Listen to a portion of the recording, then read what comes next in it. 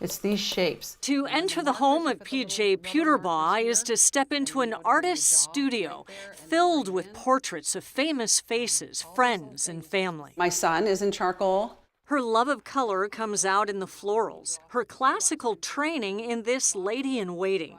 Whether it's in the face of a furry friend or an elderly woman, she sees her art unfold in the world around her. So I could sit there in the hospital room and doodle. But some of her other paintings have a purpose, one that puts creativity aside and relies on her knowledge of anatomy, anthropology, and ancestry. That's the skull telling you who they are and what they look like, the cheekbones, the forehead. Pewterbaugh is a forensic artist. Over the last 10 years, she's created the faces of some of San Diego's most mysterious unidentified deaths, using either the skull or a picture of the corpse. This one right here was from Pacific Beach, the drowning victim. And then this young man actually fell off the parking structure at Horton Plaza a few years ago.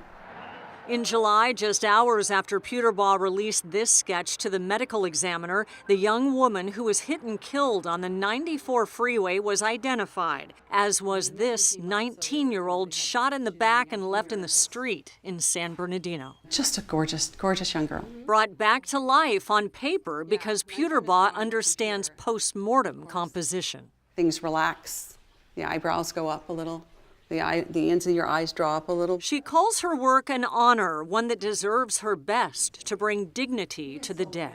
There's a connection that you're actually touching someone's skull. She photographs it to scale, then draws it. So you know that the eyebrow is going to ride right in here. Then she builds it. He may not look exactly like Uncle Bobby, but you remember that Uncle Bobby has an underbite. When does she know when to stop drawing? For that, Pewterbaugh quotes another forensic artist. When I start to see the person looking back at me, that's when I stop.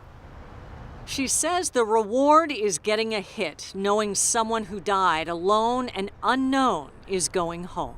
Everybody was somebody's child, and they didn't intend to end up in that situation. You know, that wasn't the plan. You're born, you're going to live, you're going to pass it sometime, but it wasn't going to be in the street or in the desert.